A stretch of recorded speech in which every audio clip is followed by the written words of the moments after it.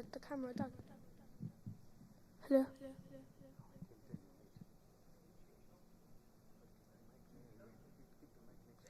Then the camera. But then the camera, look at the camera.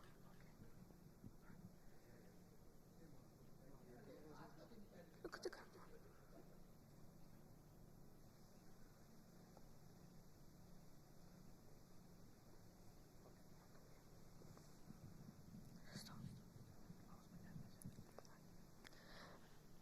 أعوذ بالله من الشيطان الرجيم.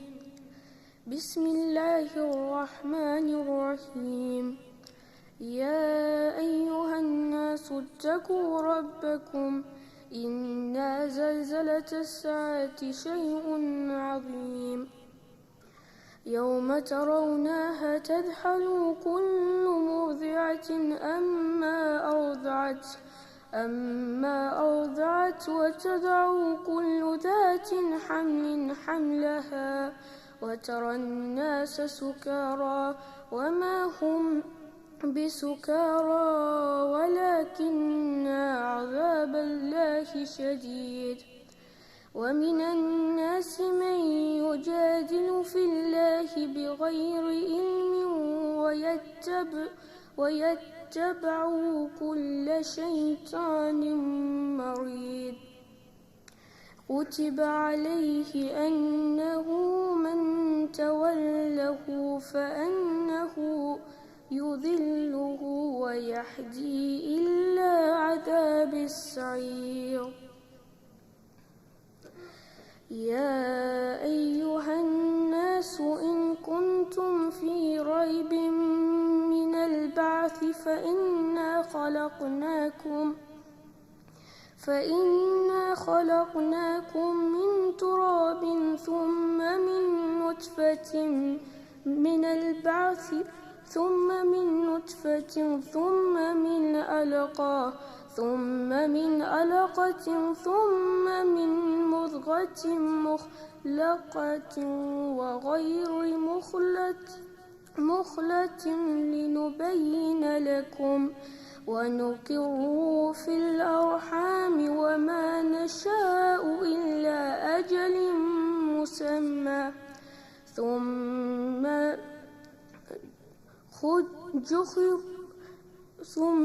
خرجكم طفلا ثم لتبلغوا أشدكم ومنكم من يتوفى ومنكم من يراد إلا أرد لأمور كي لا يعلم من بعد علم شيئا.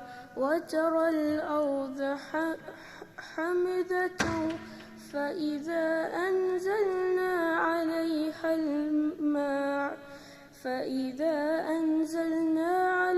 الماء اهتزت وربت وأنبتت من كل زوج بهيج. صدق الله العلي العظيم.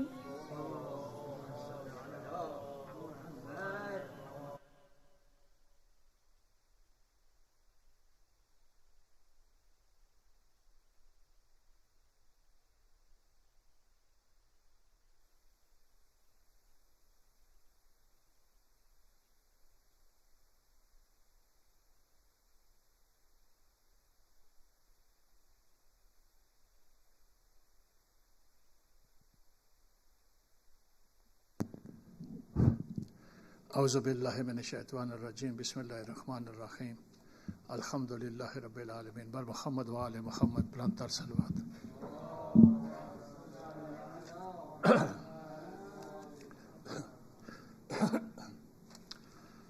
एक कलाम आप सबकी नज़र मुझे पता है कि इमाम बाकर अलैहिस्सलाम की शहादत का दिन है। मैंने बहुत कोशिश की कि कलाम मिल जाए कोई, मगर एक कलाम आप सबकी नज़र। दे दे सारी दुनिया को اے خدا عزاداری دے دے ساری دنیا کو، اے خدا عزاداری دے دے ساری دنیا کو، اے خدا عزاداری ہے ستم سے لڑنے کا حوصلہ عزاداری دے دے ساری دنیا کو، اے خدا عزاداری شہ نے یوں کیا سجدہ خون کے مسلے پر، شہ نے یوں کیا سجدہ خون کے مسلے پر، بن گئی شریعت کا آئینہ عزاداری، بن گئی شریعت کا آئینہ عزاداری دے دے ساری دنیا کو، اے خدا عزاداری ذاکری خدا کی ہے نوے نوح پڑھتے ہیں، ذاکری خدا کی ہے نوح پڑھتے ہیں، کر رہی ہے جنت میں فاطمہ عزاداری، کر رہی ہے جنت میں فاطمہ عزاداری دے دے ساری دنیا کو،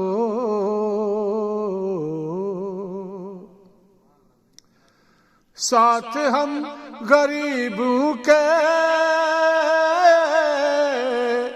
بیٹھتے ہیں مجلس میں،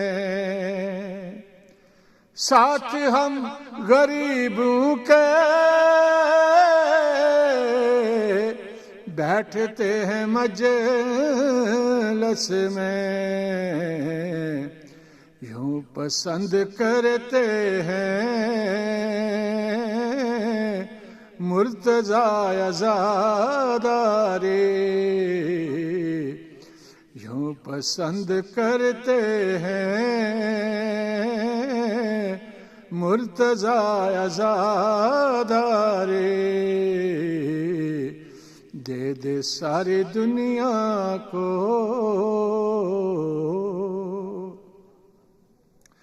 ہم حسین والوں کا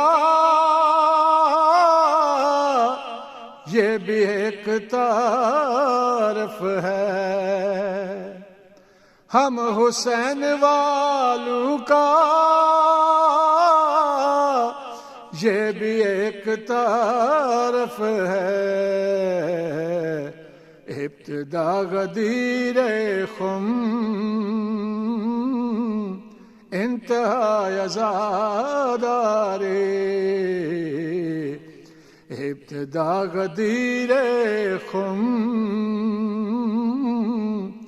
انتہا عزاداری دے دے ساری دنیا کو،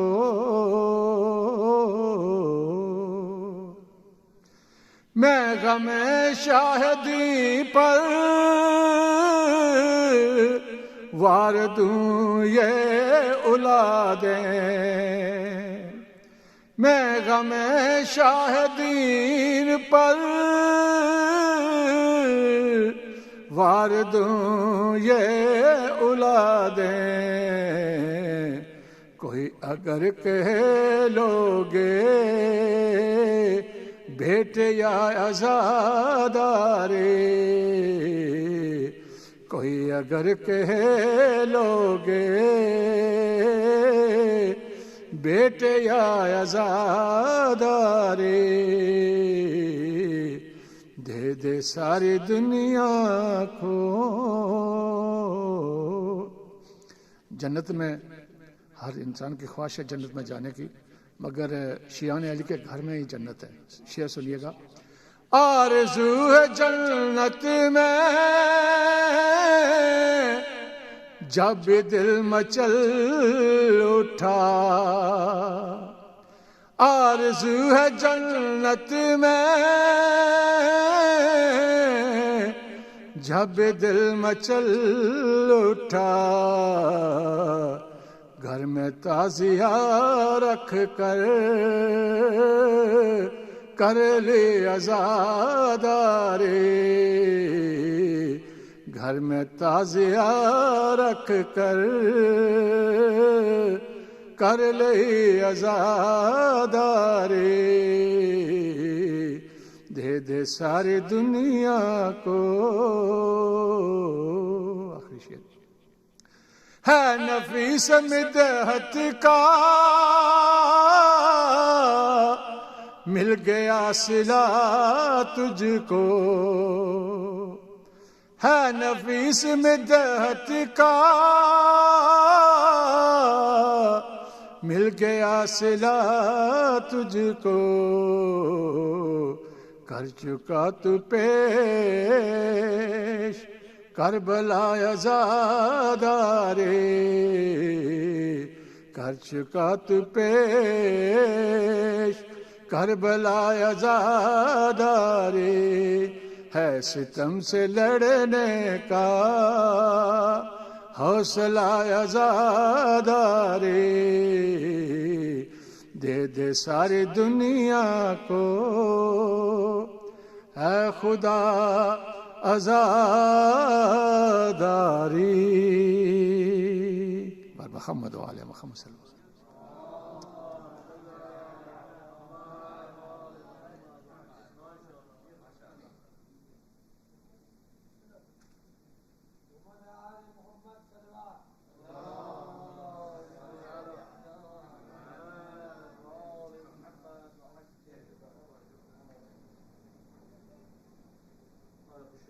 امام زمانہ محمد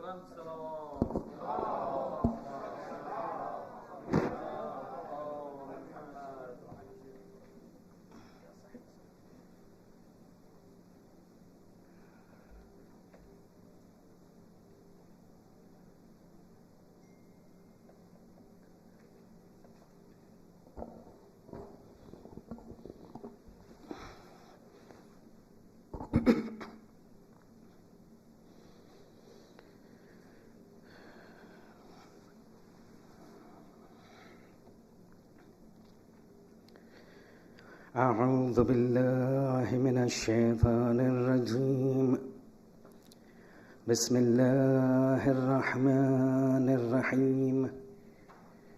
الحمد لله رب العالمين بارئ الخلائق أجمعين باعث الأنبياء والمرسلين الذي بعد فلا يرى وقرب فشهد النجوى تبارك وتعالى. ثم الصلاة والسلام والتحية والإكرام على خاتم النبيين وسيد المرسلين أبي القاسم محمد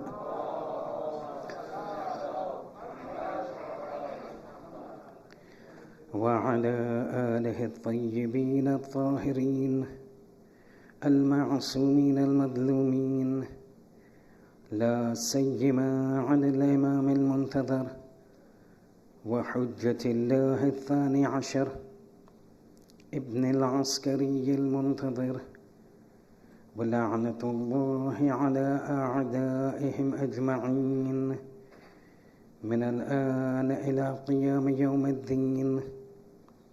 أما بعد، فقد قال الله سبحانه وتعالى في كتابه الكريم القرآن الحكيم: بسم الله الرحمن الرحيم، والذين جاهدوا فينا لنهدينهم سبلنا وإن الله لمع المحسنين. صلوات.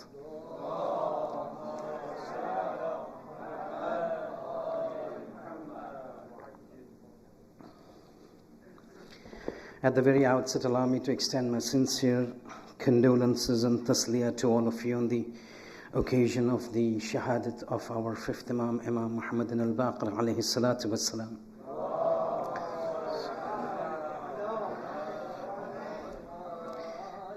And we also take this opportunity to, with the profoundest and deepest tasliyah to the Imam of our time, Hujjat ibn al-Hasan al-Askari, ajjalallahu ta'ala farajahu al-sharif.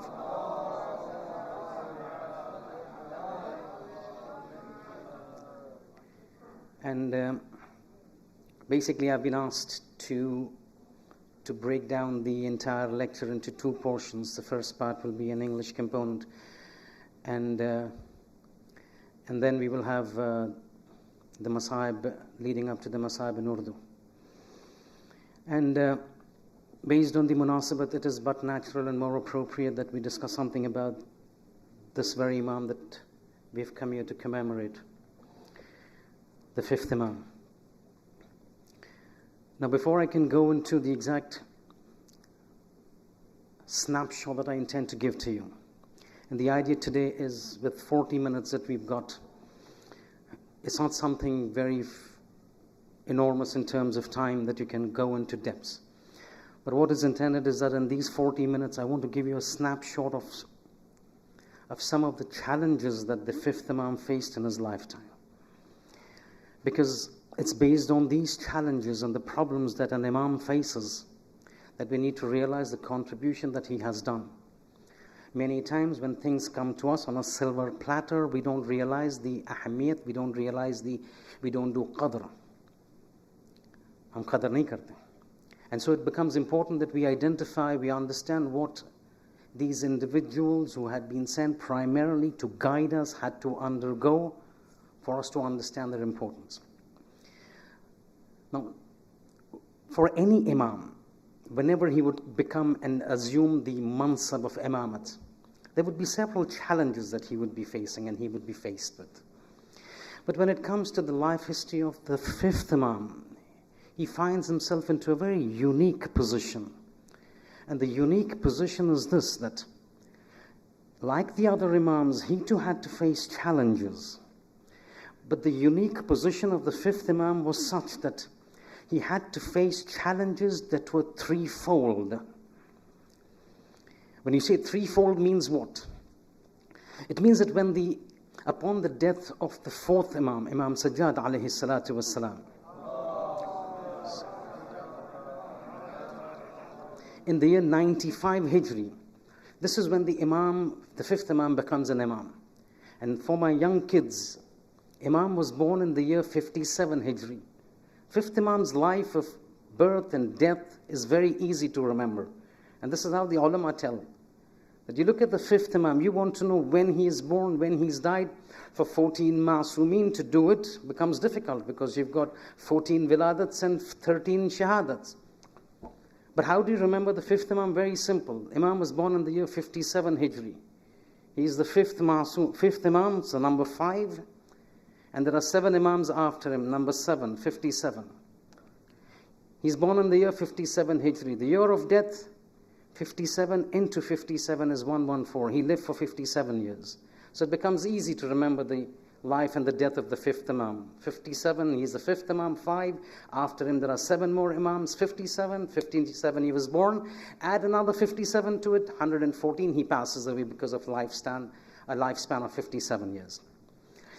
When the fifth Imam assumes the mantle, the position of the Imamat, he's faced with 3-pronged challenges. One which is related to the past, one which is related to the future, and one which is connected to the era and the time that the Imam is living. Now, understand this as I've mentioned. 40 minutes, what I'm going to discuss today is just exactly what I said, a snapshot. Because of these entire 3 phases, if I were to open up very easily an Ashraf 10 Majlis. But we're just giving you a snapshot for us to understand, 1, what this Imam went through in general, and 2, to commemorate the Shahadat of this Imam for today. What were the challenges that were faced by the fifth Imam when he assumed the Imamat with respect to the past? This was those challenges that the Imam had to continue with respect to the strategies that the fourth Imam had implemented during his lifetime. Now, all of us know that every Imam would have a different strategy when he would come in terms of spreading the religion of God, based on the circumstances that would be prevailing at that point of time. And based on those circumstances, he would adopt his strategy. So there was a time when you would find that in that life of the second Imam, the circumstances demanded that he sheathes his sword. So he will sheathe his sword. But at times, circumstances demand you unsheathe your sword. You take out your sword, which the third Imam did. It depends upon the circumstances. At times, you're supposed to just keep quietly and do things in a way which is very covert, this fourth Imam did.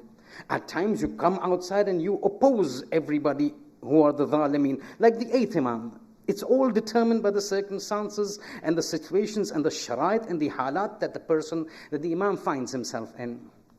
The fourth Imam, when he became the Imam in the year 61 Hijri, on the Asr of Ashur, because the Imamate transfers immediately.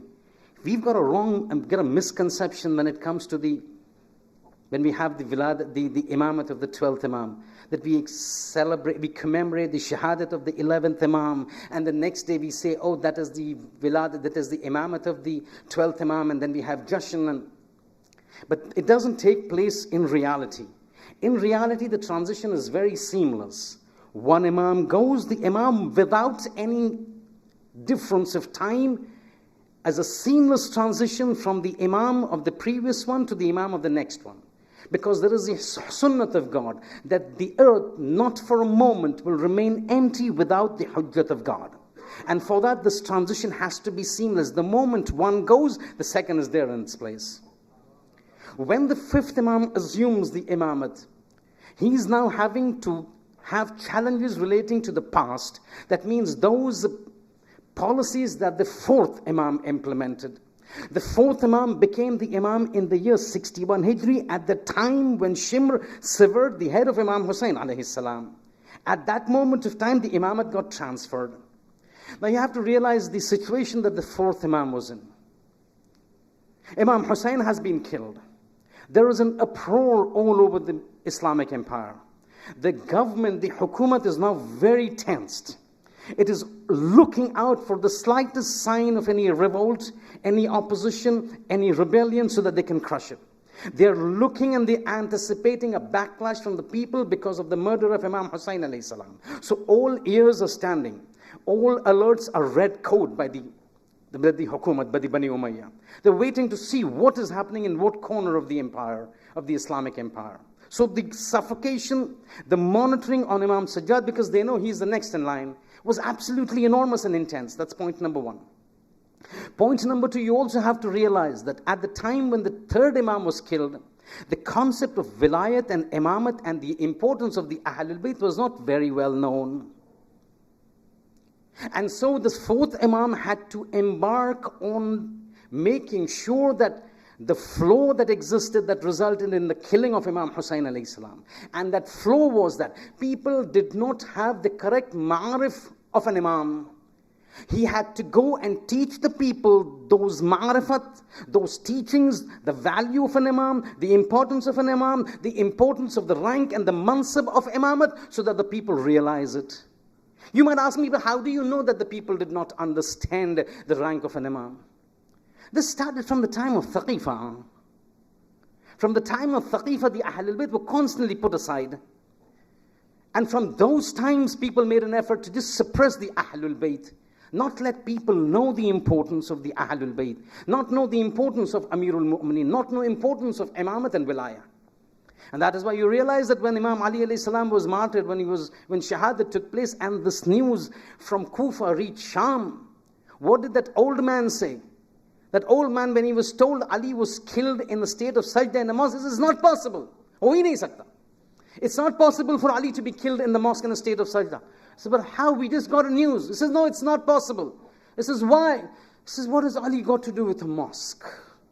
Ali was never a person who was a Muslim who would go to a mosque to pray for him to go into a sajda and then be killed. Ali cannot go to the mosque and be killed in sajda because he was a kafir. Na'udhu billah. This is one concept that shows that the people did not realize the rank of Amirul Mu'mineen. And not just Amirul Mu'mineen, the rank of Imamat. But at the same time, this even continued till the time of Imam Hussain alayhi salam. You know, when the forces of the Ibn Ziyad gathered together, we keep hearing 30,000. That's one conservative estimate. Let's go with this figure. A figure of 30,000 people against the 72 odd people of Imam Hussain alayhi salam. Again, it's not 72, but we go by the normal figure of 72. This 30,000 did not come from Sham. We say the forces of Yazid, but all of them did not come from Sham. At the same time, all of them were not also the forces of Ibn Ziyad from Kufa. They were a mixture, an assortment, an amalgamation of the forces from Sham, from Kufa, and the surrounding tribes living in the vicinity and the periphery of Kufa. We've got reports, I'm telling you, I'm trying to prove to you why it was necessary, felt by the fourth Imam, that he had to teach the people about the importance of Imamat and Wilayat. And hence the policy that he adopted of using the du'as and Sahifa Sajjada that you've been hearing for decades as a means employed by the fourth Imam to pass on his message and teachings about the rank of the Ahlul Bayt to the people. Why? Because of this. We've got reports that state that when Ibn Ziyad asked people to come and join his forces to fight against the so-called Khariji Hussain ibn Ali, na'udhu billah, people from the vicinity and the surrounding regions of Kufa came out to join this force. And there have been reports that people, when they would come out of their houses, they would turn to their wives and say, we are going for jihad. They would step out of their houses. They would raise their hands. They would pray to God. God, we are going to do battle. Allahumma inni ataqarrabu ilayka biqatl al-Husayn. We are heading out for jihad with the intention of gaining your qurbat, your taqarrub, your proximity by the murder of Hussain ibn Ali. That means now Hussein's murder is leading a person closer to God. A killing of Hujjat of God is becoming a means to become closer to God. What else do you feel would be a convoluted ideology or not knowing the importance of Imamat than this very fact? People did not know the rank of Imamat because they were suppressed. They were brainwashed. Ahlul Bayt was suppressed, the Fadail was suppressed, and a lot of things that we can discuss in terms of that. But suffice to know, when Imam Sajjad realized this, he put in certain efforts in place to teach the people by means of the du'as. So first challenge was for the fifth Imam is to continue the policies of the fourth Imam in teaching the people about the Imamat and the significance of Wilayah. And he would do this. Many times people had such misconceptions about Amirul Mu'mineen alayhi salam. And Imam would have debates with them. Imam would have talks with them to prove that what you think is not correct.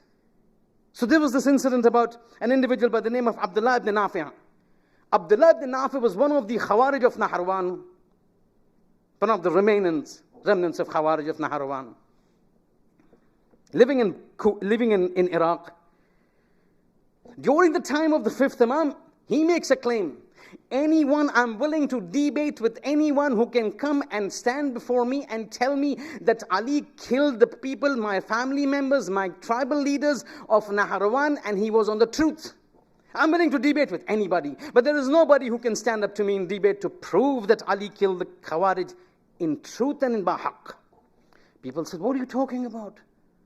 There is a person that you can talk to and he will answer you. He says, who? He says, somebody from the family of Ali. He says, is there somebody who's learned from the family of Ali? He says, yes, Muhammad ibn Ali al-Baqer. This man says, I'm going to go to Medina to talk to this man to see what he can debate with me and prove that Ali was right when he killed the Khawarij of Naharawan, my tribal leaders and my tribal folk. So he comes from Iraq with all his, on the camels, comes to Medina, comes into the house of Imam Baqer alayhi salam, knocks at the door. One of the companions, Abu Basir, comes to Imam and says, Yabna Rasulullah, this person wants to talk to you. Says, who is this? Says, Abdullah ibn Nafi'. Abdullah ibn Nafi'? But what would he want to do with me? Day in, day out, he's cursing us. Day in, day out, he's cursing my grandfather Ali ibn Abi Talib. What does he have got to do with me? He wants to debate with you. Oh, he wants to debate with me. So, yes. Imam told the servants, help him offload his luggage, give him a place to sit. Tomorrow I will meet him. On the appointed time, that person comes.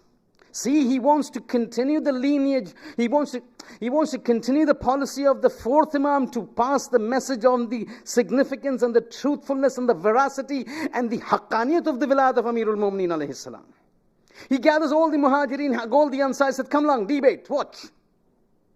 So that you also know the truthfulness of the wilayat and the imamat of Amirul Mu'mineen. The person comes, formality is done. Imam says, you want to debate me? He says, yes. On what? To prove to me, oh Muhammad al-Baqir, prove to me that your grandfather killed my relatives and my tribal folk in haqq. Before Imam could answer him, Imam told the others, all of you who know any manqabat and fadail of Ali ibn Abi Talib, stand up and recite. They would stand up, start reciting, stand up, start reciting, stand up, start reciting. Ila mashallah. He says, did you hear this? Imam is telling him. He says, yes, but I'm not doubting these fadail. What I'm saying is that these fadail, these virtues are correct, but after Siffin took place and the hakamiyat and the arbitration took place between Amirul Mu'mineen and Muawiyah, since then Amirul Mu'mineen, na'udhu billah, i'adhu billah, became a kafir. So we don't doubt these hadith. Imam says, okay. He says, who remembers that hadith that the Holy Prophet said on the day of Khaybar? One person says, Yabna Rasulullah, I know. He says, can you recite it? He says, the Prophet says, Inni la'a'atiyanna ra'yata gadan rajulan yuhibbu Allah wa rasulahu wa yuhibbuhu Allah wa rasuluhu la yarji'u hatta karrarun ghayru farrarin la yarji'u hatta yaftaha Allahu ala yadayh. Says, what is the tradition? The tradition says, the Prophet says, tomorrow I'm going to give my standard, my alam, in the hands of an individual who loves God and who loves the messenger of God, and the messenger of God and God love him. He is karar, ghayre farrar. He doesn't run away like others do. La yarji'u. He will not return from the time I give him the alam till God grants him victory over the Jews of Khaybar that we have been trying to get over the past 39 days. Ya Ali. I'm going to give it to him. Imam turns to this Abdullah ibn Auf and says, Ya Abdullah, ماذا تقول? What do you say about this hadith? He says, هذا صحيح. This is a sahih hadith. We accept it. I accept it. There's no doubt about it. But it was after this that Ali became a kafir. Says, fair enough. It was after this Ali became a kafir. Because Siffin was afterwards. He says, tell me one thing. When the Prophet says this particular part, يُحِبُّهُ اللَّهُ وَرَسُولُهُ, Allah loves him and the Prophet of Allah loves him. Was he speaking on behalf of God? He says, yes, مَا يَنْتَقُ عَنِ الْهَوَىٰ إِنْ هُوَ إِلَّا وَحْيٌ يُوحَىٰ. Whatever the Prophet says is from God. So if he is saying that God loves him, definitely God loves him. He says, higher. Now tell me, Did God love Ali because Ali was a disobedient servant to him, or was Allah loving Ali because Ali was an obedient servant of God? He thinks for a moment and says, it makes no sense. Obviously, Allah will love somebody because he's an obedient servant. He listens to him. He doesn't sin. He doesn't go against the rulings of God. He says, my third question. And you've lost. He says, how? He says, tell me, at the time when the Prophet gave the information that Allah loves Ali, did Allah know that Ali was going to kill your tribal folk in the battle of Naharawan? If you say Allah did not know, you've turned a kafir, because you're telling Allah does not know.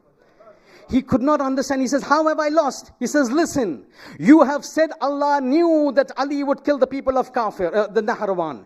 You also accepted that Allah loved Ali because Ali was never disobedient to God. And Allah continues to say that I love Ali. That means Ali's killing of the people of Naharawan in the eyes of God was not something that a disobedience of God, but by His permission, which shows that Ali by haqq killed your Naharawan people.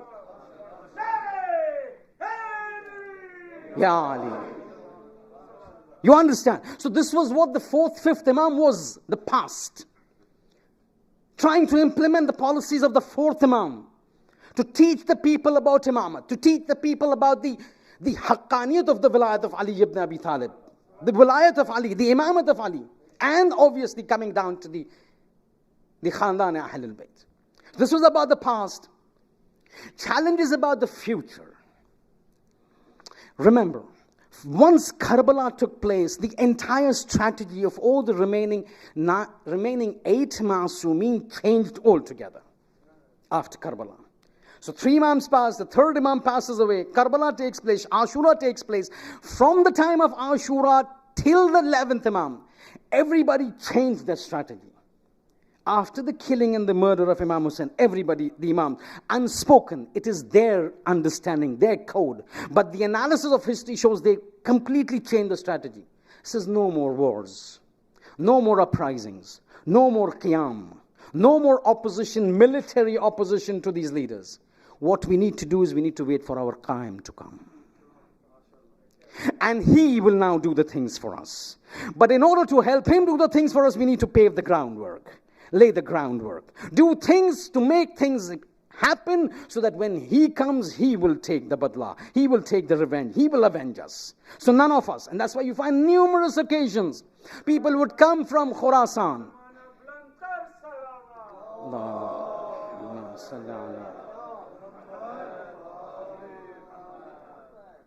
So you would see on numerous occasions, the 6th Imam would have a representation from people of Khurasan.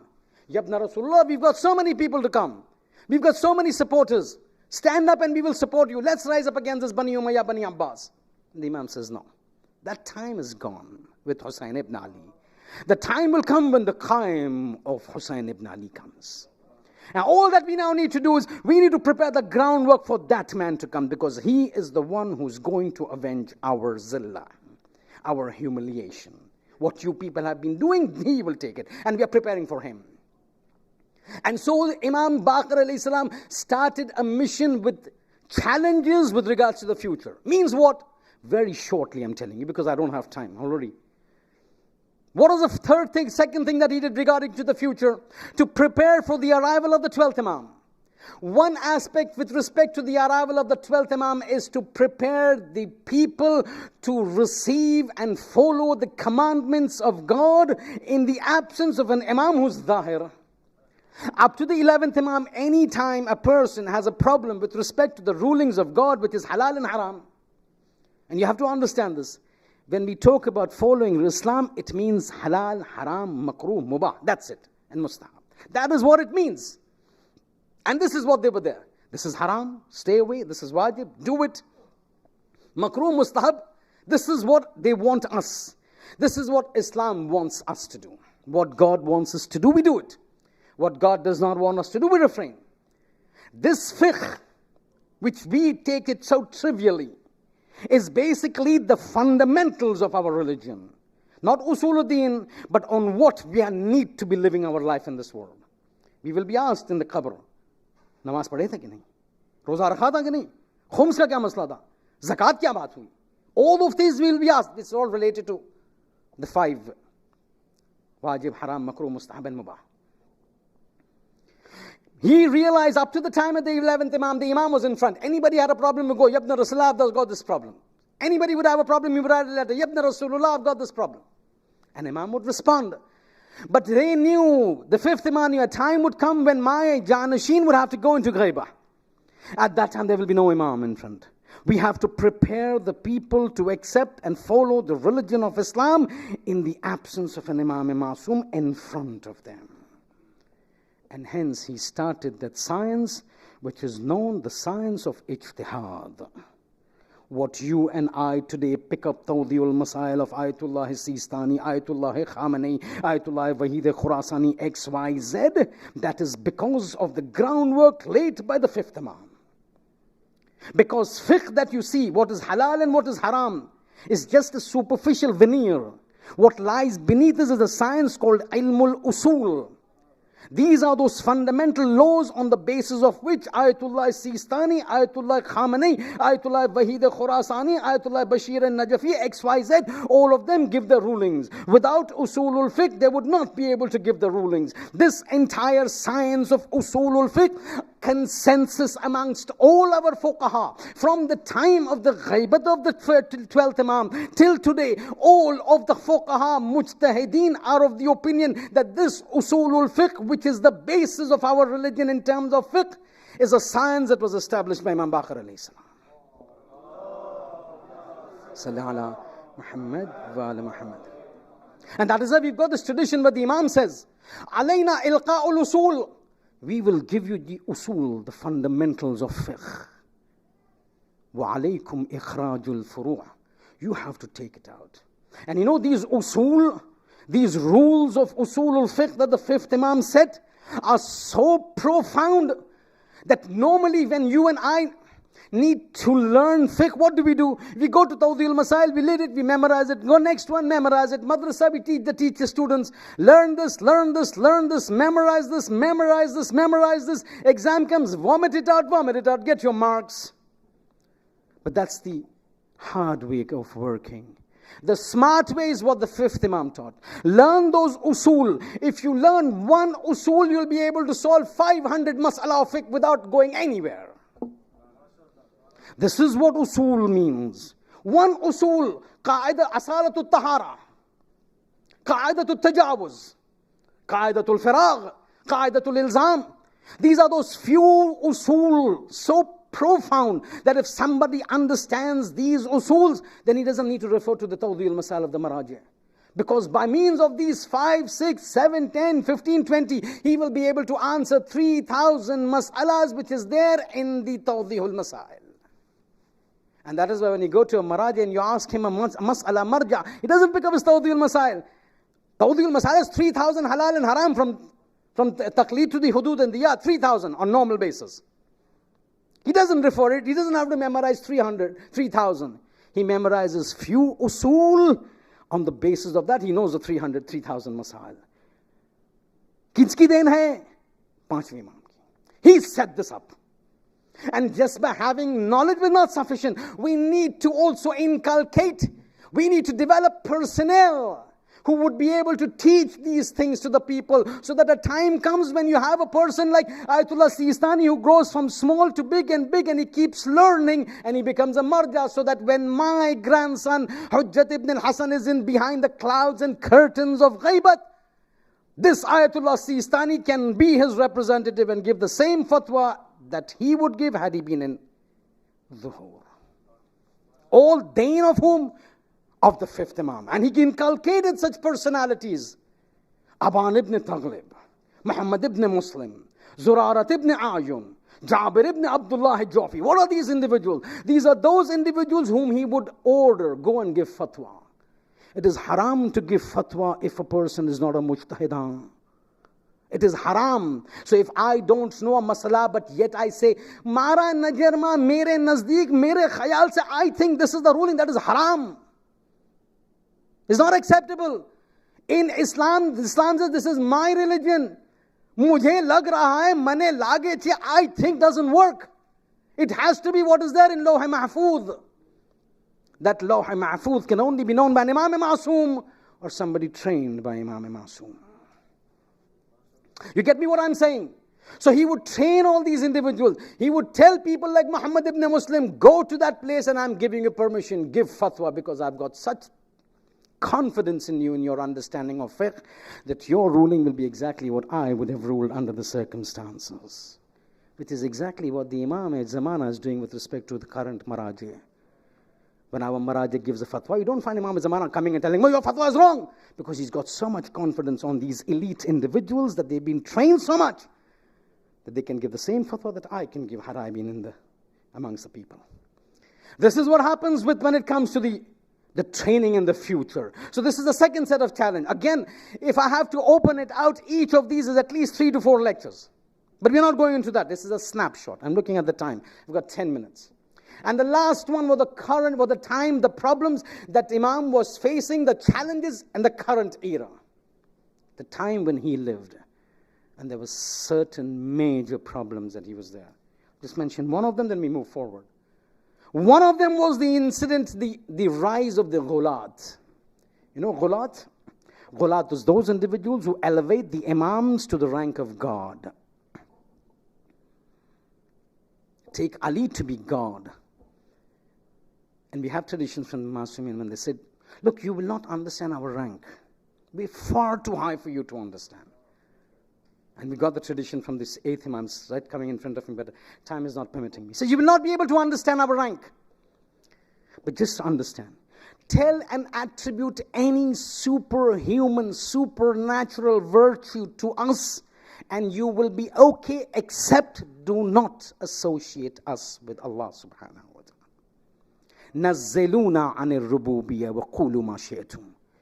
Lower us from the Khuda Budan to become God. Don't attribute divinity to us. Don't tell us we are God and then attribute anything. And you will not be wrong, because God has given those powers to us. And in order to prove these things to the Khawarij, to the Ghulat, that look, your understanding is wrong, we are not God, they would always say, Ziyarat Jamia Kabira. Ziyarat Jamia Kabira is one of the most profound, comprehensive ziyarat for any masoom that you can recite, isn't it? Everybody knows. Who doesn't know? The 10th Imam. One of the legacies of the 10th Imam. Ziyarat Jamia. You know what is mustahab when you recite, before reciting Ziyarat Jamia? It's a long ziyarat. Half an hour, 35 minutes. Mustahab to recite, before you start that, to recite 100 times Allahu Akbar. The Imams have come and told us, before you recite Ziyarat Jamia Kabira, recite 100 times Allahu Akbar. That is with a view to negate the ideologies of the ghulat. Because in Ziyarat Jamia, the virtues of the Ma'soom and the Imams are so lofty that the Imam says, look, this is what we are, but you still need to realize we are not Allah subhanahu wa ta'ala. And for that, before you attest to our virtues, you have to attest Allahu Akbar. Allah is greater and superior to everything that you will think about us when you recite the Ziyarat Jamia. This is one of those mechanisms of a Masoom to counter the influence of the Ghulat who would say Ali is God. And at times he would also have to prove that while I'm not God, I've been graced by powers that ordinary mortals like you, or even people who have been selected to be the Hujjat of God like prophets, have not been graced, because we are the chosen Alullah. We are the family of God, not blood family, spiritual family of God. I'll give you one very quick instance and then we go into the Messiah. Because he has to prove to them, while I'm not God, don't think I'm an ordinary human like you, that you can treat me the way you want to treat me as. I may not be God, but I've got things in my control that you can only dream, you cannot even envisage. And so we've got this incident, a person comes from Sham. He says, yeah, very quickly, फिर मसाइब की मंजिल, चले उर्दू ही तब्दील कर देते। एक मरतबा जो है वो मसला ये हो गया कि शाम से जो है एक फर्द जो है इमाम की खिदमत में हाजिर होता है, हाथों को जोड़ता है, ये अपना रसूलुल्लाह, वो सब फॉर्मेलिटीज जो है मैं जब हस्फ करता हूँ, टाइम नहीं है। एक मरतबा जो है वो आता है इमाम के पास, ये अपना रसूलुल्लाह, परेशानी है। मैं तो बताओ क्या परेशानी? ये तो मेरे बाबा जो थे ना, मेरा बाप दुनिया से चला गया, मैं जो हूँ आपका मुरीद, आपकी मोहब्बत सर से लेके पैर तक, پورا وجود میرا آپ کی محبت، بہت پیار کرتا ہوں آپ کو، بہت محبت کرتا ہوں، مودت کرتا ہوں آپ سے، امیر المومنین سے. لیکن میرا جو باپ تھا نا، جو گزر گیا، چلا گیا دنیا سے، وہ بنی امیہ کو آپ سے زیادہ ترجیح دیتا تھا، آپ سے زیادہ برتر سمجھتا تھا، آپ سے زیادہ سپیریئر سمجھتا تھا. اور پھر چونکہ اسے پتا تھا کہ میری محبت آپ کی نسبت بنی امیہ سے زیادہ ہے، وہ مجھ پر بہت ظلم و ستم کرتا تھا، بہت پریشان کرتا تھا مجھے. اتنے حد تک عداوت تھی، میں اکیلا لوتا بیٹا اس کا، لیکن اتنی نفرت مجھے میرے نسبت، صرف اسی وجہ سے کہ میں آپ کا محب، صرف اسی وجہ سے کہ میں امیر المومنین کی ولایت کو جو ہے وہ تصدیق کرنے والا. کہتے اتنا مجھ سے ناراض ہو گیا کہ دنیا سے جب گیا میں لوتا بیٹا، مجھے پتا ہے میرے باپ کے پاس بہت زیادہ پیسہ تھا، لیکن مجھے چھوڑ کر نہیں گیا، کہیں چھپا کر گیا، مجھے نشان نہیں بتائی کہاں چھپایا. مولا میں پریشان حال ہوں، تنگ دست ہوں، مستمند ہوں، فقیر ہوں، مجھے پیسے کی ضرورت ہے، آپ مجھے بتائیں میں کیا کروں. اب عام طور پر جو ہے وہ لوگوں کو کیا لگے گا کہ امام کہیں گے تجھے پیسے کی ضرورت ہے، مجھے پیسے دیتا ہوں، مدد کی ضرورت ہے، مجھے مدد کرنے کے لیے تیار ہوں. لیکن نہیں، امام نے ایک عجیب جملہ دیا، تھرا گیا، سر چکرا گیا اس کا. مولا نے کہا، یہ نہیں کہا کہ میں تجھے پیسے دوں گا، نہیں کہا میں تیری مدد کروں گا. امام کہتے تو اپنے باپ سے پوچھنا چاہتا ہے کہ وہ پیسے کہاں چھپایا ہے. اچھا، کیا تو اپنے باپ سے پوچھنا چاہتا ہے کہ اس نے پیسے کہاں چھپائے؟ اب یہ تو دس از انیکسپیکٹڈ آنسر جو ہے وہ غیر متوقع. کہتے مولا میں کیا بات کر سکتا ہوں میرے بابا سے، وہ عرض کیا میں نے، وہ مر چکا ہے. کہتے ایک کام کر، اپنے غلام سے کہا ایک کاغذ لے آؤ. کاغذ لے آتے، امام کو اس پر تحریر فرماتے، فولڈ کرتے ہیں، اپنی مہر لا کے انویلوپ کو بند کرتے ہیں نا، سیلڈ ہے. کہتے یہ لے کے جا. کہتے مولا کیا کروں اس کا؟ کہتے جس قبرستان میں تیرا باپ دفن ہے نا، اس قبرستان میں تو جا. فار سم ریزن بقی میں تھا. ایک مرتبہ وہ کہتا میں کیا کروں جا کر؟ کہتے جا بقی میں آدھی رات کے بعد اور ایک جملہ کہنا اے درجان، بس یہ الفاظ، یہ جملہ، یہ نام بیان کر لینا، اے درجان. کہتے مولا ہوگا کیا؟ کہتے تو دیکھے گا کہ اچانک یہ تیرے سامنے جو ہے ایک فرد ظاہر ہوگا، اس کے سر پہ عمامہ ہوگا، اس کو میرا خط دینا اور اسے کہنا تجھے جو کہنا ہے. کہتے میرے بابا سے ملنے کی بات؟ کہتے ہاں اسے کہہ دینا. ایک مرتبہ وہ جاتا ہے. اب سنیے واقعہ اس کا. کہتے میں نے وہ خط لیا، رات کے وقت جو ہے جنت البقیع میں آدھی رات کے بعد وارد ہوا. جنت البقیع میں جان پوچھ کے جو ہے اس کا نام لایا ہوں. اب پتہ ہے نا آج شہادت امام باقر علیہ السلام. ایک مرتبہ جنت البقیع میں وارد ہوتا ہے آدھی رات کے وقت، ہاتھ میں نامہ ہے امام محمد باقر علیہ السلام کا. ایک آواز دیتا اے درجان.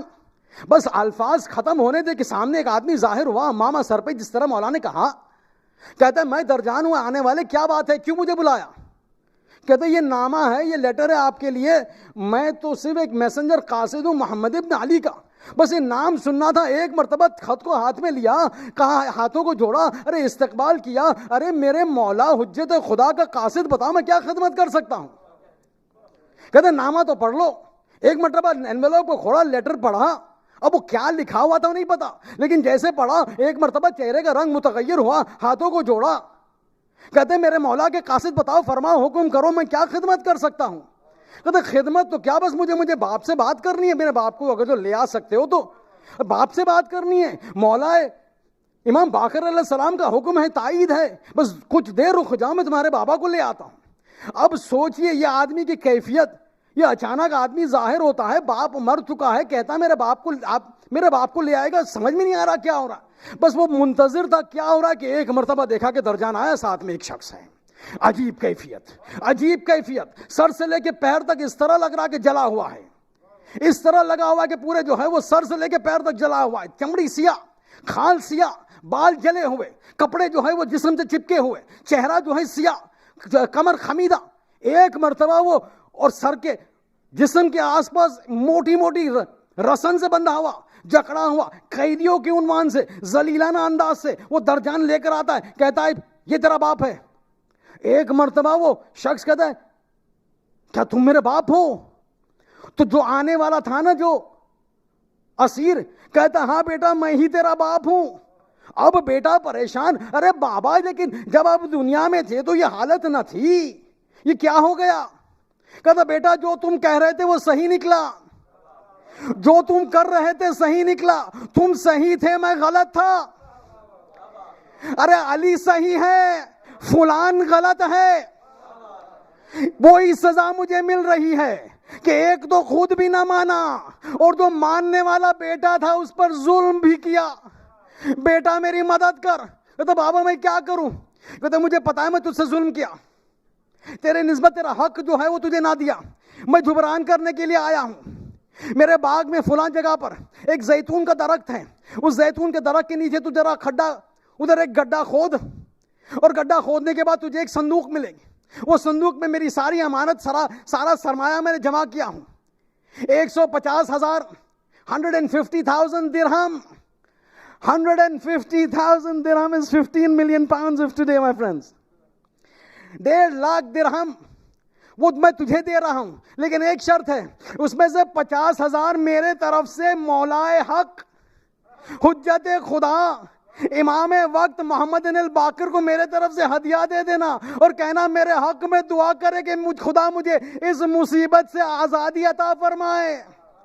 ایک مرتبہ وہ شخص جو ہے جاتا ہے اپنے باغیچے کو زیتون کے درخت کے نیچے کھودتا ہے، سرمایہ ملتا ہے، 50,000 لا کے جو ہے وہ مولا کو دیتا ہے. ایک مرتبہ امام باقر علیہ السلام پیسے لیتے ہیں، فوراً زمین خریدی، غریبوں میں بانٹ دیا، کہا جا تیرا باپ جو ہے اس کو اس کا فائدہ ملے گا، ولو مر چکا لیکن پھر بھی ہمارے نسبت محبت تو ہے.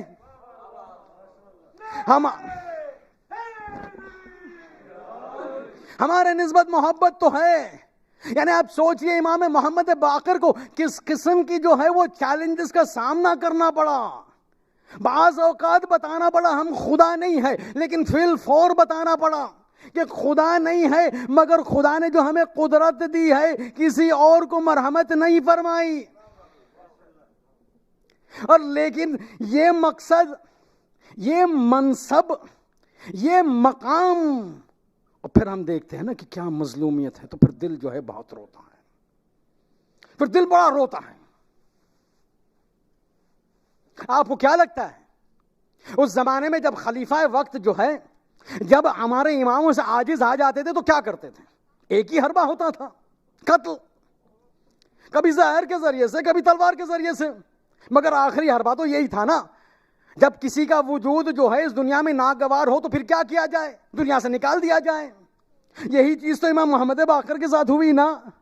لیکن آپ کو کیا لگتا ہے بس مولا اسی زمانے میں مظلوم تھے، آج مظلوم نہیں ہے؟ آپ کو دیکھنا ہے مظلومیت. ارے ذرا جا کے بقی کو دیکھیے کس طرح میرا مولا جو ہے وہ کیسے ویرانے میں پڑا ہے. ارے کیا یہ مقام ہے حجت خدا کا؟ کیا حجت خدا کے جنازے کے ساتھ اس طرح بے حرمتی کی جائے؟ لیکن جب مولا دنیا میں تھے نا، آج دنیا سے چلے گئے نا، آج جو ہے وہ امام زمانہ کے جد بزرگوار کی شہادت کا دن ہے نا، لیکن مولا جو ہے وہ دنیا میں تھے، بڑے پریشان تھے، مظلوم تھے. کربلا کے واقعے کے وقت مولا 4 سال کے تھے. آج کل جو ہے وہ مینٹل ہیلتھ کا جو ہے وہ ڈنکا بج رہا ہے پورے دنیا میں. ارے کوئی آ کے جو ہے وہ مولا سے مینٹل ہیلتھ کے بارے میں بات کرے. ارے یہ 4 سال کا بچہ جو ہے اپنے حضرت عباس کے شانوں کو قلم ہوتے ہوئے دیکھا، ارے قاسم کے جنازے کو پامال ہوتے دیکھا، اکبر کے سینے میں برچھی لگتے دیکھی، ارے شیش ماہ کا سر گلا جو ہے وہ چھتا دیکھا. اب کیا بات کریے گا مینٹل ہیلتھ کی؟ یہ چھوٹا سا 4 سالہ بچہ ارے اپنے دادا کا کٹا سر نوکے نیزہ پر بلند ہوتے دیکھا. 4 سالہ. آپ سوچئے مظلومیت یعنی کیا. لیکن یہ تمام واقعے ایک طرف، ایک واقعہ جو تھا نا وہ میرے مولا کو بڑا دل خراش لگتا تھا، بھولنے پر بھی بھلا نہ پاتے تھے. وہ واقعہ یہ ہے کہ میرا مولا جو 4 سالہ کربلا میں تھا نا، میرے مولا کی ایک پھوپھی تھی. ارے پھوپھی تو کیا کہوں، وہ 3 سالہ پھوپھی سکینہ تھی، ہم سن تھی، کہنے کے لیے تو پھوپھی تھی مگر ہر چیز میں ساتھ دیتی تھی. ارے بچپن میں کھیلا کرتے تھے، یہی میرا مولا دیکھتا ہے. ارے میرے پھوپھی کے گوشوارے کانوں سے چھنے گئے، ارے کان زخمی ہوئے، ارے یہی مولا دیکھتا ہے. شمر کے تماچے لگے، ارے عمر سعد کا کوڑا، اور پھر وہ صحنہ، وہ واقعہ. ارے زندان شام میں ایک مرتبہ چوتھا امام دیکھ رہا، بابا کو جناب زینب بلاتی ہے، بیٹا سجاد ذرا سکینہ کو دیکھو، اب بول نہیں رہی. چوتھے امام نے دیکھا بابا آگے بڑھتے ہیں، ارے بھائی میری پھوپھی کو ہاتھ میں لیا، اب کچھ کہا نہیں، آنکھوں سے آنسو جاری، اٹھا لیا، جناب زینب کا رخ کیا. پھوپھی اماں انا للہ وَإِنَّا إِلَيْهِ رَاجِعُونَ. ارے میری بہن دنیا سے چلی گئی. ارے 4 سالہ میرا امام باقر علیہ السلام دیکھتا رہ گیا. میری ساتھی پھوپھی جو تھی میری 3 سالہ سکینہ زندان شام میں مجھے چھوڑ کر تھی. وَسَيَعْلَمُ الَّذِينَ ظَلَمُوا أَيَّ مُنْقَلَبٍ يَنْقَلِبُونَ أَلَا وَلَعْنَةُ اللَّهِ على القوم الظالمين. ما تسمع حسين.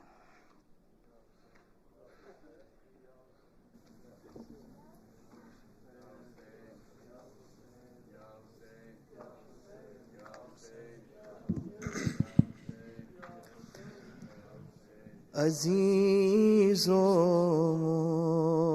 محمد باقر اٹھا جگ سے ہزار افسوس، شہنشاہ ہے دو عالم وہ، اٹھا جگ سے ہزار افسوس. ملی راحت نہیں دم بھر علی کی آل کو صد ہے، کسی کو مارا خنجر سے، کسی کو زہر سے صد ہے.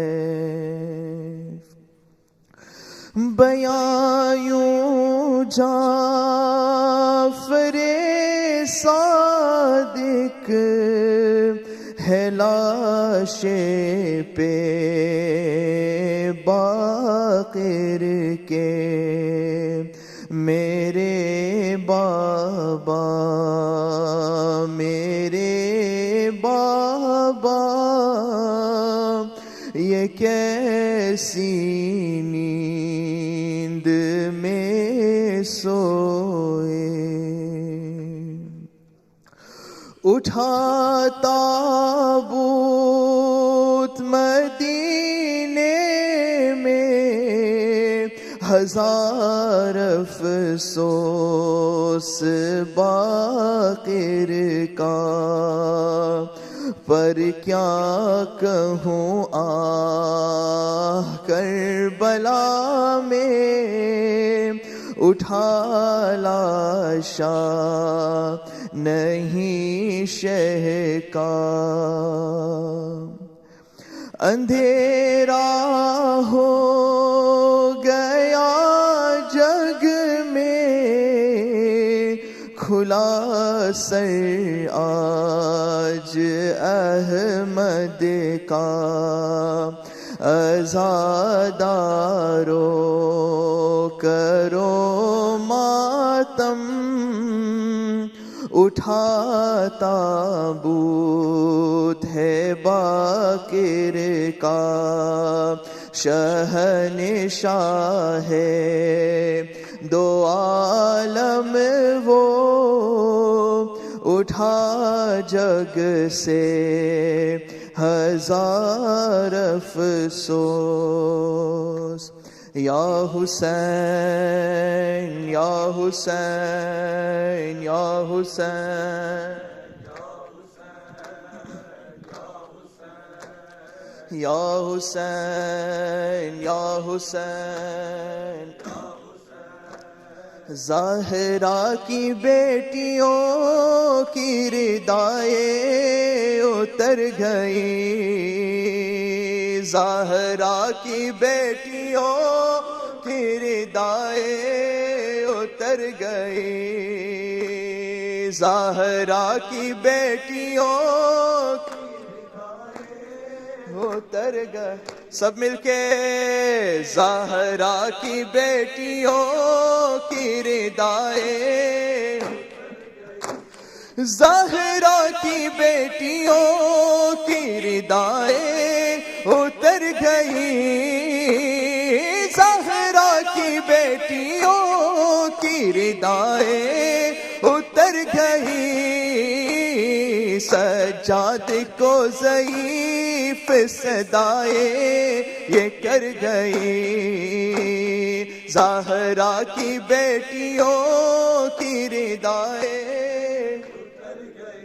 ہاں زہرا کی بیٹیوں لاشوں کو رسیوں میں جکڑ کر لیے پھرو لاشوں کو رسیوں میں جکڑ کر لیے پھرو سیدانیاں تو گھر سے نکلتے ہی مر گئی سیدانیاں تو گھر سے نکلتے ہی مر گئی زہرا کی بیٹی اتر گئی زہرا کی بیٹیوں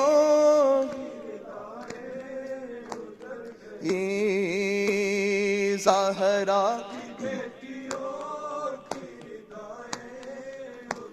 جاتی تھی جو کبھی کبھی زہرا کے قبر پر جاتی تھی جو کبھی کبھی زہرا کی قبر پر جانے خدا ہجوم سے کیسے گزر گئی جانے خدا ہجوم سے کیسے گزر گئی زہرا اتر گئی زہرا کی بیٹیوں کی ردائیں اتر گئی زہرا کی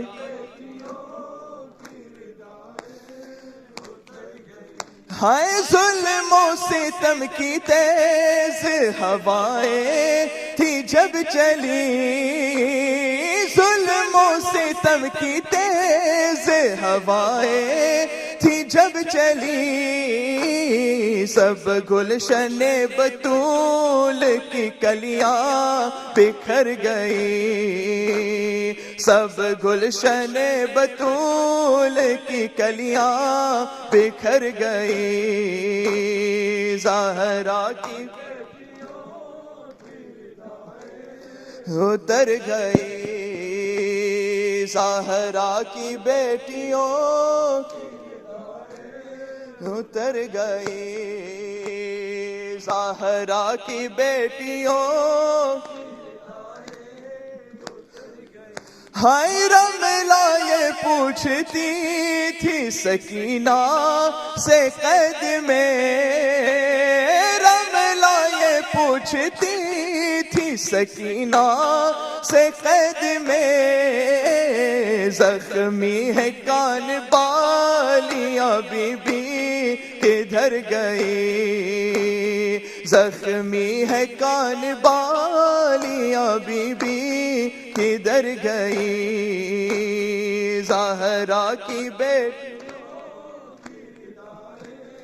اتر گئی زہرا کی بیٹیوں کی ردائیں ज़हरा की बेटियों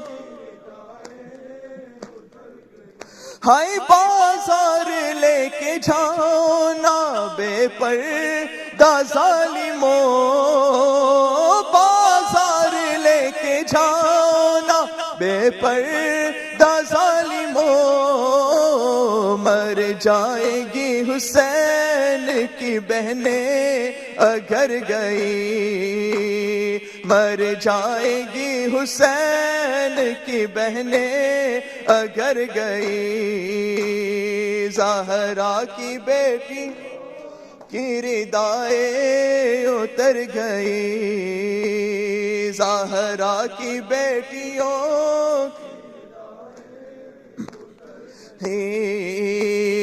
ज़हरा की बेटियों की रिदाए हाय रमला ये पूछती थी सकीना से कैद में, रमला ये पूछती थी सकीना से कैद में, जख्मी है कान बालिया बीबी किधर गई, जख्मी है कान बालिया बीबी किधर गई। ज़हरा की बेटी उतर गई, ज़हरा की बेटियों की रिदाए उतर गई, ज़हरा की बेटियों की रिदाए उतर गई। मुहम्मद व आल मुहम्मद सल्लल्लाहु।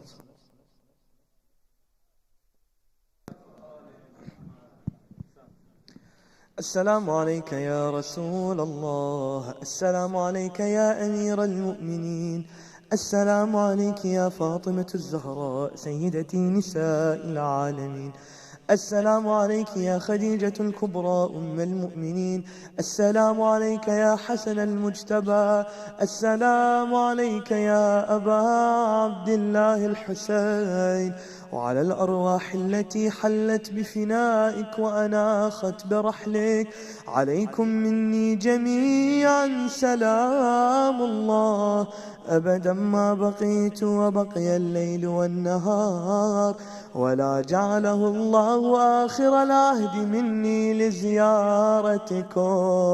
السلام على الحسين وعلى علي بن الحسين وعلى أولاد الحسين وعلى أصحاب الحسين. السلام عليك يا علي بن الحسين السجاد ورحمة الله وبركاته. زيارة الإمام محمد الباقر عليه السلام. السلام عليك يا إمام الهدى، السلام عليك يا بدر الدجى، السلام عليك يا كهف التقى، السلام عليك يا قائد أهل التقوى، السلام عليك يا باقر علم النبيين، السلام عليك يا زين السماوات والأرضين.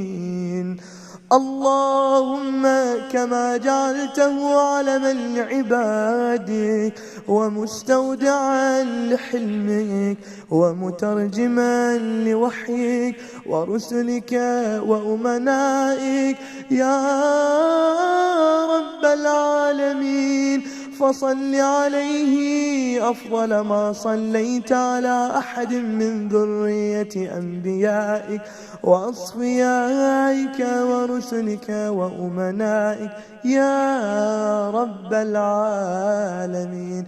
السلام عليك يا أئمة المعصومين، جعفر بن محمد وموسى بن جعفر وعلي بن موسى ومحمد بن علي وعلي بن محمد محمد والحسن بن علي. السلام عليك يا حجة الله يا ابن الحسن يا صاحب العصر والزمان، سيدي الأمان الأمان الأمان من فتنة الزمان. اللهم عجل لوليك الفرج.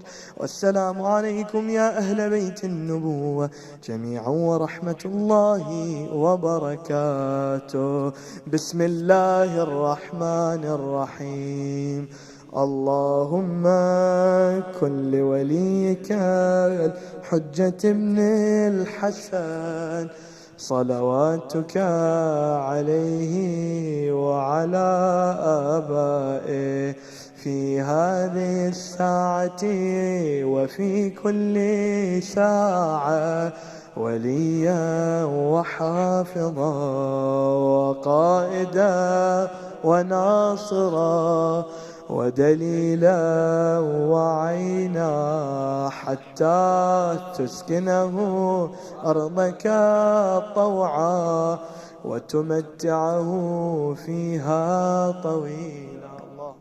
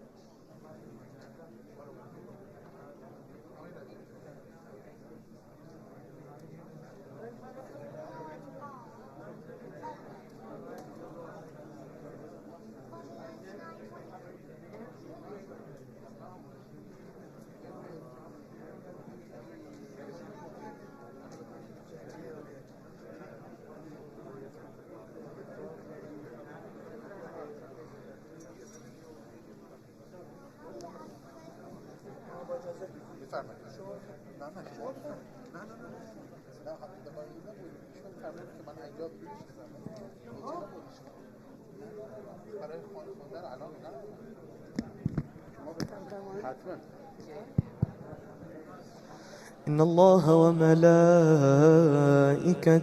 يصلون على النبي يا أيها الذين آمنوا صلوا عليه وسلموا تسليما.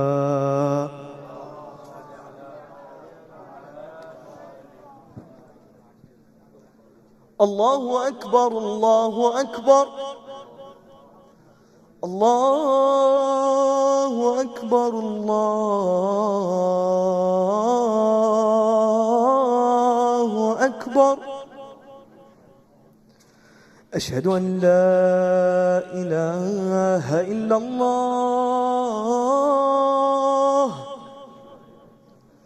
أشهد أن لا إله إلا الله.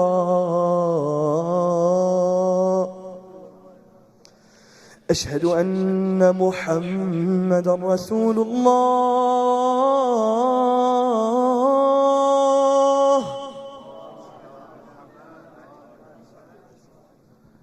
أشهد أن محمدا رسول الله.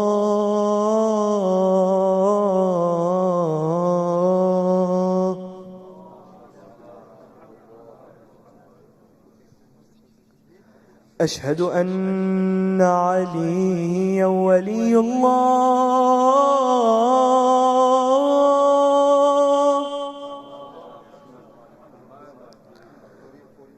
أشهد أن عليا حجة الله.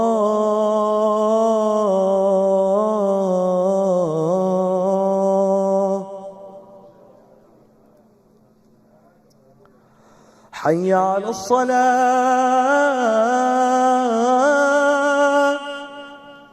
حي على الصلاة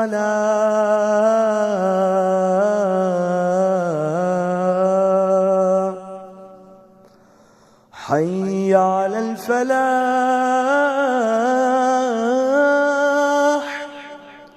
حي على الفلاح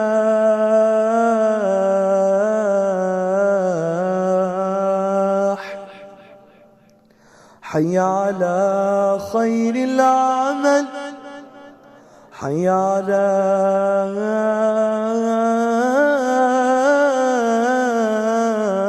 خير العمل. الله أكبر الله أكبر لا إله إلا الله لا إله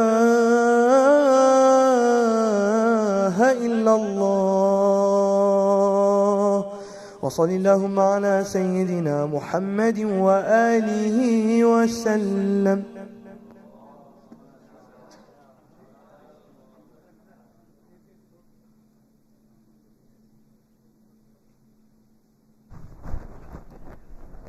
الله أكبر الله أكبر. أشهد أن لا إله إلا الله أشهد أن لا إله إلا الله أشهد أن محمدا رسول الله أشهد أن محمدا رسول الله أشهد أن عليا ولي الله أشهد أن عليا حجة الله. حي على الصلاة حي على الصلاة حي على الفلاح حي على الفلاح حي على خير العمل حي على خير العمل. قد قامت الصلاة قد قامت الصلاة. الله أكبر الله أكبر لا إله إلا الله.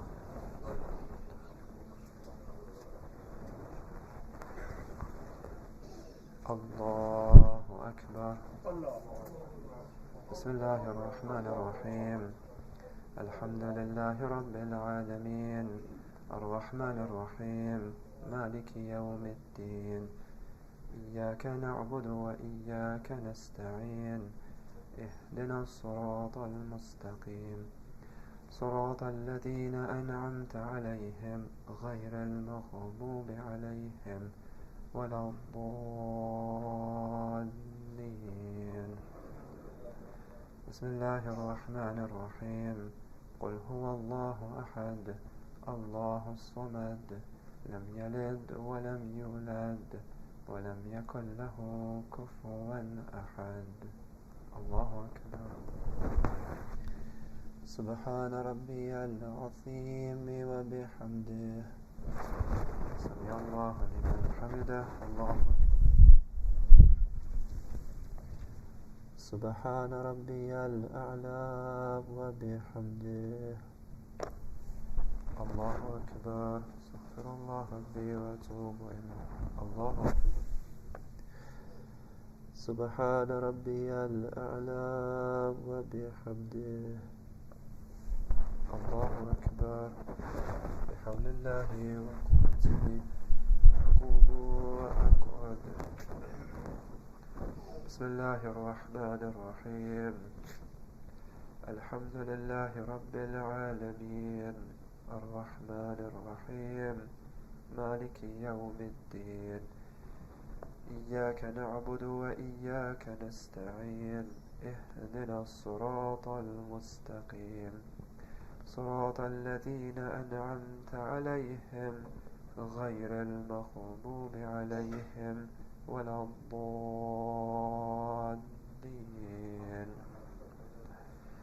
بسم الله الرحمن الرحيم. قل هو الله أحد الله الصمد لم يلد ولم يولد ولم يكن له كفوا أحد. الله أكبر. اللهم صل على محمد وآل محمد. ربنا آتنا في الدنيا حسنة وفي الآخرة حسنة وقنا عذاب النار. الله أكبر. سبحان ربي العظيم وبحمده. سمع الله لمن حمده. الله أكبر. سبحان ربي الأعلى وبحمده. الله أكبر. استغفر الله ربي وأتوب إليه. الله أكبر. سبحان ربي الأعلى وبحمده. الله أكبر. الحمد لله. أشهد أن لا إله إلا الله وحده لا شريك له، وأشهد أن محمدا عبده ورسوله. اللهم صل على محمد وآل محمد بحول الله وقوته أقوم وأقعد.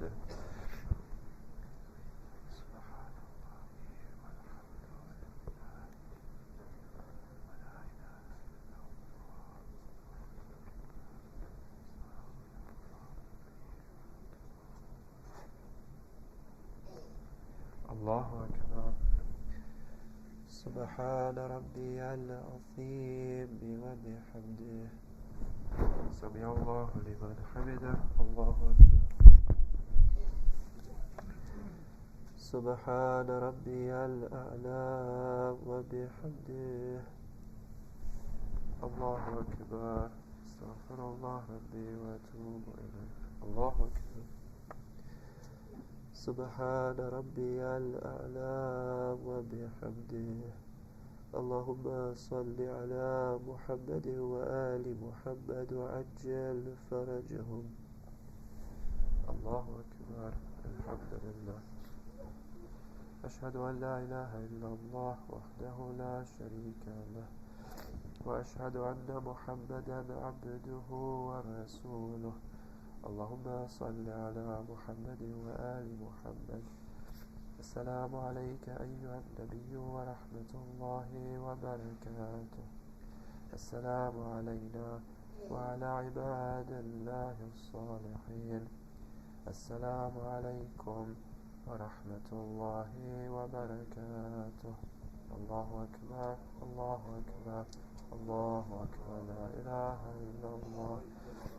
اللهم صل على محمد وآل محمد.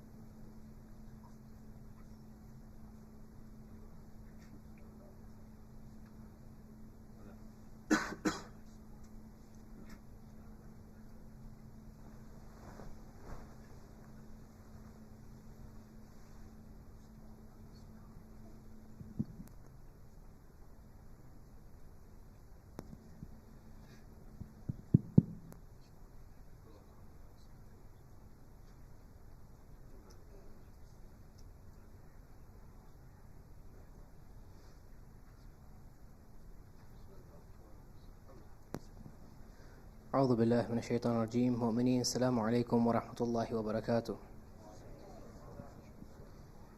Today, Sunday, 18th July 2021, the announcements are as follows. Next week, all of our programs will be held at Hujjat Stanmore in the Marquee. Tuesday, 20th of July, Eid al-Adha Salah for the Muqallideen of Ayatollah Al-Khoyi will start at 7 a.m. That is 7 a.m. at Hujjat Stanmore for the Muqallideen of Ayatollah Al-Khoyi.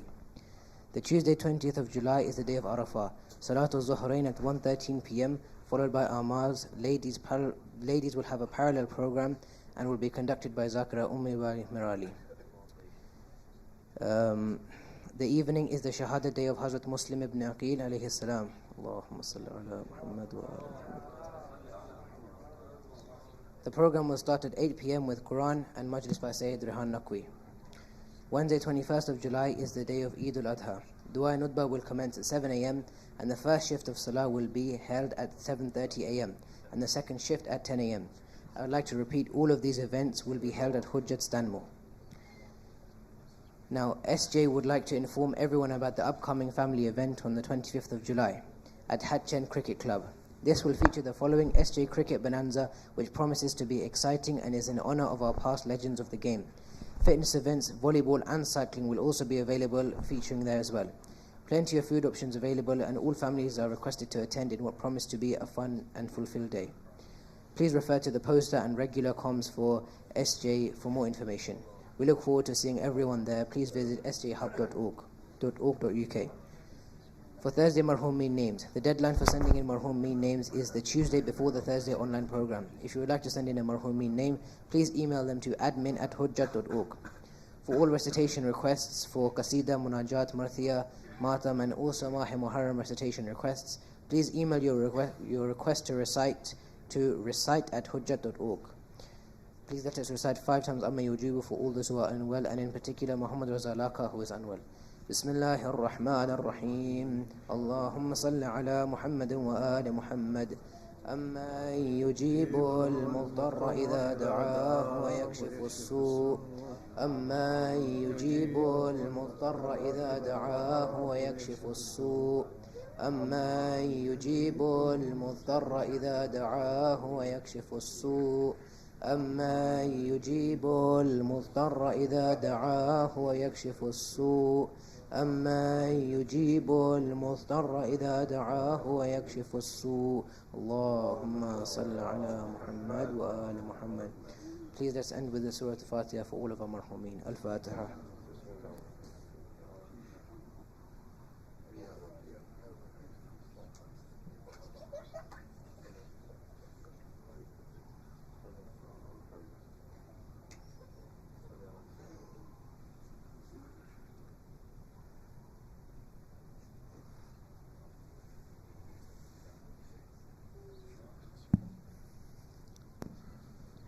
Simultaneous to the programs at Stanmore, the Al-Zahra programs will still take place at Al-Zahra Center, but the programs mentioned in the announcements will take place in the Stanmore Hujjat. Al-Fatiha.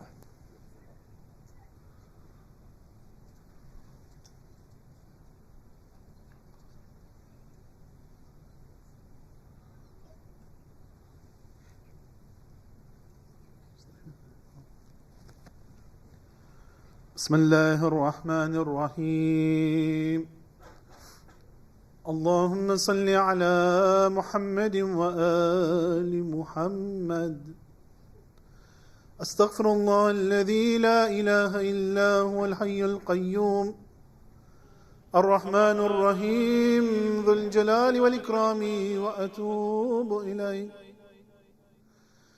أستغفر الله الذي لا إله إلا هو الحي القيوم الرحمن الرحيم ذو الجلال والإكرام وأتوب إليه أستغفر الله الذي لا إله إلا هو الحي القيوم الرحمن الرحيم ذو الجلال والإكرام وأتوب إليه بسم الله الرحمن الرحيم اللهم إني أسألك موجبات رحمتك وأزائم مغفرتك والنجاة من النار ومن كل بلية والفوز بالجنة ورضوان في دار السلام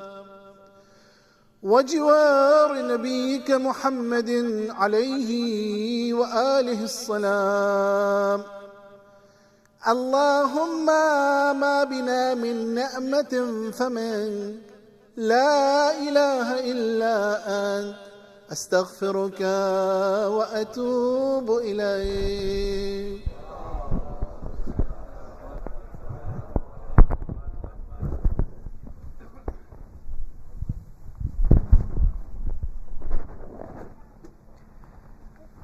الله أكبر الله أكبر أشهد أن لا إله إلا الله أشهد أن لا إله إلا الله أشهد أن محمدا رسول الله أشهد أن محمدا رسول الله أشهد أن عليا ولي الله أشهد أن عليا حجة الله حي على الصلاة حي على الصلاة حي على الفلاح حي على الفلاح حي على خير العمل حي على خير العمل قد قامت الصلاة قد قامت الصلاة الله أكبر الله أكبر لا إله إلا الله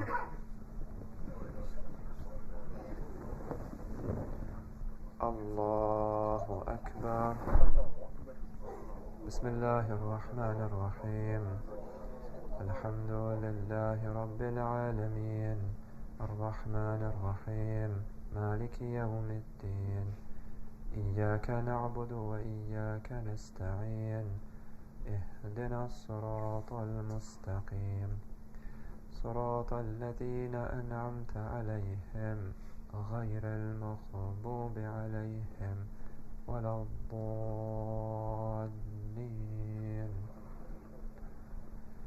بسم الله الرحمن الرحيم قل هو الله أحد الله الصمد لم يلد ولم يولد ولم يكن له كفوا أحد الله أكبر سبحان ربي العظيم وبحمده سمع الله لمن حمده الله أكبر سبحان ربي الأعلى وبحمده الله أكبر استغفر الله ربي وأتوب إليه الله أكبر سبحان ربي الأعلى وبحمده الله أكبر بحمد الله ورحمته أقوم وأقعد بسم الله الرحمن الرحيم الحمد لله رب العالمين الرحمن الرحيم مالك يوم الدين إياك نعبد وإياك نستعين اهدنا الصراط المستقيم صراط الذين أنعمت عليهم غير المغضوب عليهم ولا الضالين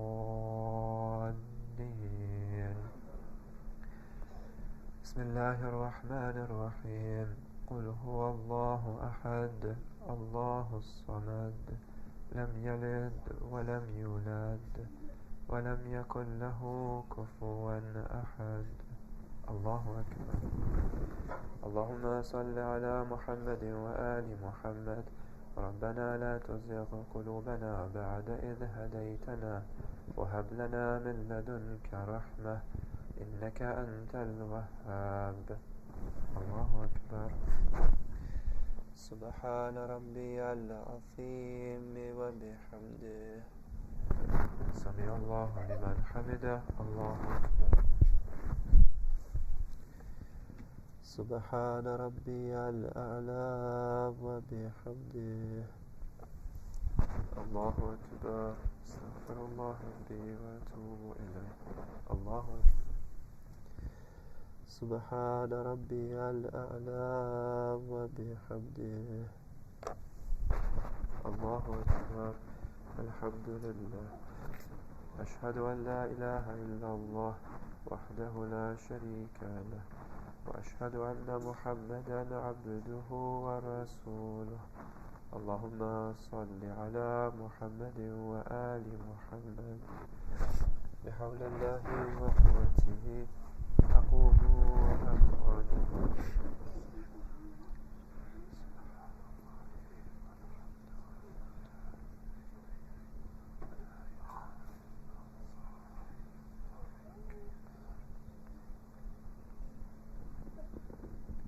الله أكبر سبحان ربي العظيم وبحمده سمع الله لمن حمده الله أكبر سبحان ربي الأعلى وبحمده الله أكبر استغفر الله ربي وأتوب إليه الله أكبر سبحان ربي الأعلى وبحمده الله أكبر بحول الله وقوته أقوم وأقعد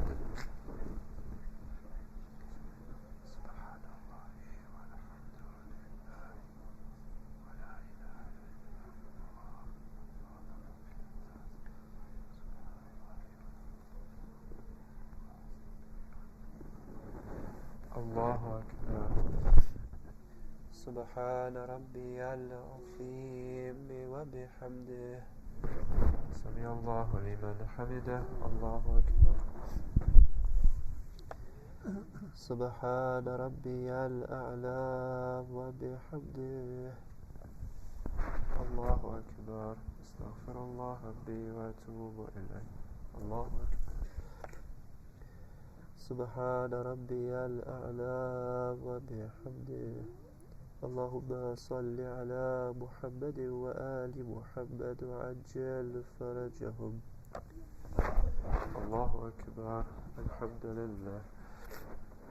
أشهد أن لا إله إلا الله وحده لا شريك له، وأشهد أن محمدا عبده ورسوله.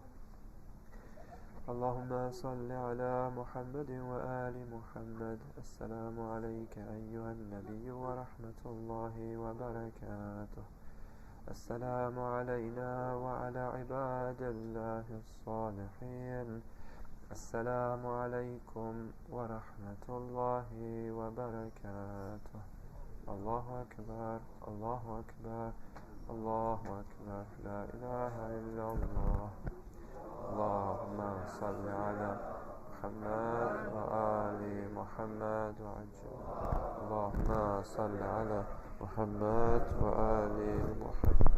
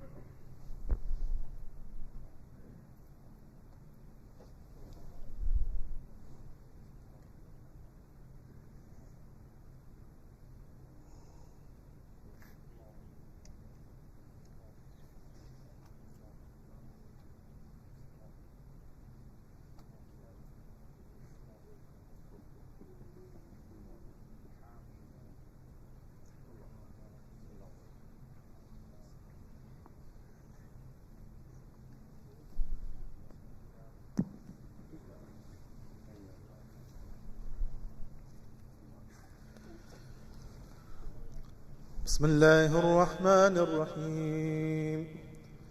اللهم صل على محمد وآل محمد. أستغفر الله الذي لا إله إلا هو الحي القيوم الرحمن الرحيم ذو الجلال والإكرام وأتوب إليه. أستغفر الله الذي لا إله إلا هو الحي القيوم الرحمن الرحيم ذو الجلال والإكرام وأتوب إليه. أستغفر الله الذي لا إله إلا هو الحي القيوم الرحمن الرحيم ذو الجلال والإكرام وأتوب إليه. بسم الله الرحمن الرحيم. اللهم عرفني نفسك، فإنك إن لم تعرفني نفسك لم أعرف نبيك. اللهم عرفني رسولك، فإنك إن لم تعرفني رسولك لم أعرف حجتك. اللهم عرفني حجتك، فإنك إن لم تعرفني حجتك ذللت عن ديني. وصلى الله على محمد وآل بيت الطيبين الطاهرين. الله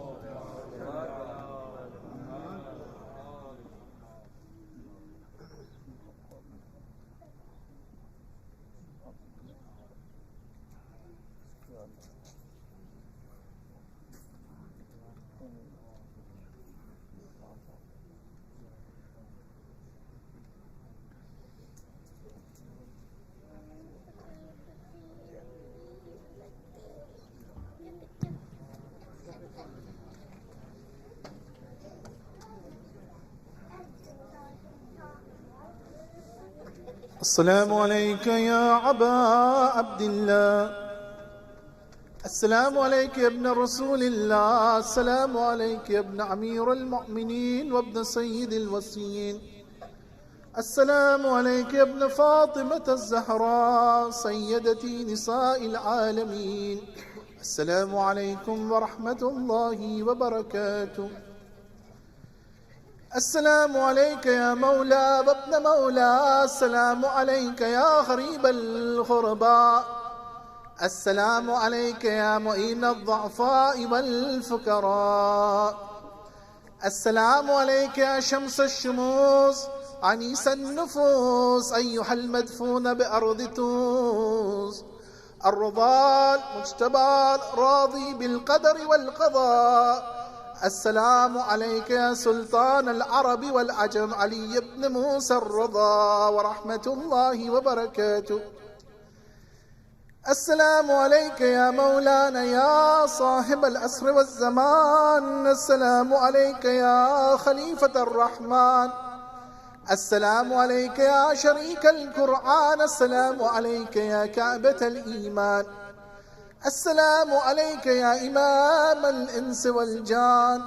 عجل الله فرجك وسهل الله مخرجك وزهورك. والسلام عليكم جميعا ورحمة الله وبركاته.